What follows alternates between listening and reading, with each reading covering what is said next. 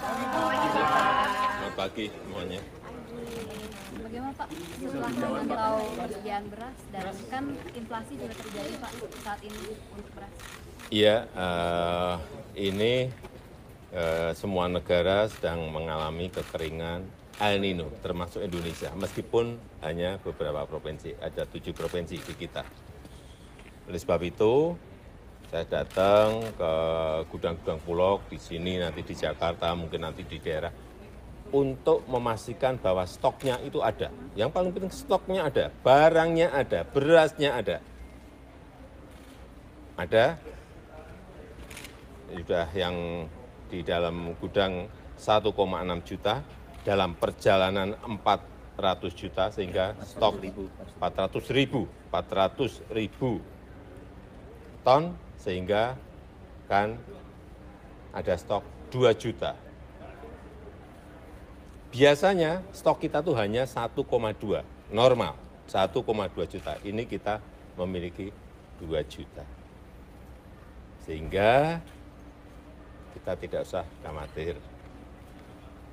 Oleh sebab itu juga mulai 1 September kemarin saya perintahkan untuk memberikan bantuan pangan beras, bantuan beras ke masyarakat.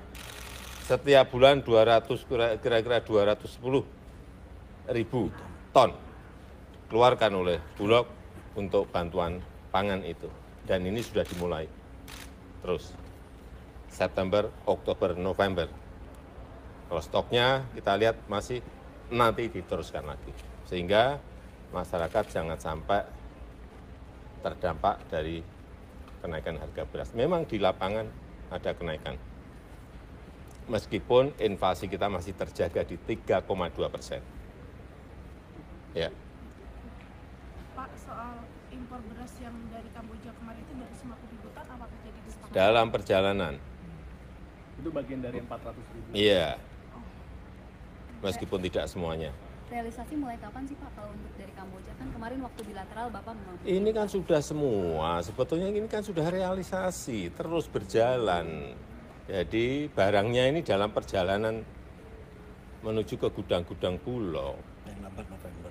Paling lama Pak Kabulok menyampaikan paling lambat November. Dalam perjalanan kan. Masa datang ngomong langsung sudah sampai gudang. Setelah itu juga akan impor lagi Pak? Kan Ya, ini untuk memastikan bahwa kita memiliki cadangan strategis stok. Itu harus. Untuk menjaga agar tidak terjadi kenaikan. Karena memang produksi pasti turun karena El Nino. Meskipun juga saya lihat angkanya juga tidak banyak. Kalau melihat kenaikan di pasar seperti apa?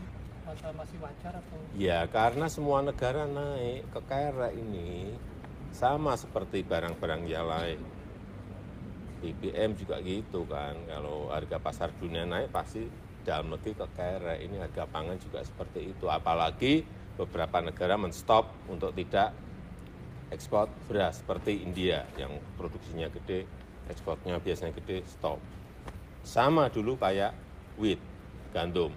Ukraina sama Rusia yang memiliki stok sampai 200 juta ton stok, sehingga harga goncang dan naik harga gandum. Ini wajar, tetapi yang paling penting manajemen tata kelola kita dalam menghadapi itu punya. Yang paling penting itu. Sehingga nanti ini setelah retail semua diguyur oleh Bulog, Cipinang diguyur oleh Bulog, kemudian masyarakat juga diberi ini juga kayak operasi pasar memberikan ke rakyat itu. Sehingga stok di rakyat, stok di gudang-gudang swasta, semuanya ada. Paling penting itu, karena yang kita berikan ini 210 ribu ton, bukan barang sedikit tuh, kepada 21,3 juta penerima. Ya, udah. Pak, Jelas. Optimis nggak Pak bisa menurunkan inflasi, mengendalikan inflasi seperti Bapak bilang? Kalau di inflasi, saya kira masih akan terjaga di sekitar 3. Pak, selain Kamboja dari mana lagi Pak? Saya sudah berbicara dengan banyak, tapi kan belum putus. Sehingga saya ini berbicara dengan kepala negara, kepala pemerintahan, kemudian ditindaklanjuti negosiasinya oleh Bulog. Kalau barangnya ada, kita antar presiden, dengan Perdana Menteri sudah oke, tapi harganya nggak sambung, ya kan nggak ketemu. Itu loh. Ini apapun tetap Bulog tuh masalah harga tetap menjadi salah satu dalam negosiasi transaksi itu jadi atau enggak jadi. Saya sudah bicara dengan Perdana Menteri Hun Manet, dengan Presiden Bangladesh yang punya stok, dengan Perdana Menteri Modi, dengan RRT juga, kemarin dengan Premier Lee. Masih kalau stok kita ini sudah banyak, tetapi kita tetap masih melihat di mana yang bisa kita beli untuk tidak sekarang, untuk plan tahun depan juga mengantisipasi. Pendaftaran capres-capres yang mau Tanyakan ke KPU. tidak perlu mengundurkan diri kalau misalnya Apanya? Aturannya seperti apa? Kalau aturannya tidak boleh, tidak usah mundur ya nggak apa-apa. Yang paling penting tidak menggunakan fasilitas negara. Yang kedua, kalau kampanye cuti, aturannya jelas. aturannya harus cuti Pak. Kalau cuti, apakah nanti kementerian lembaga tetap akan berjalan? Lalu Bapak terganggu nggak Pak? Sistem birokrasi kita ini sudah mapan.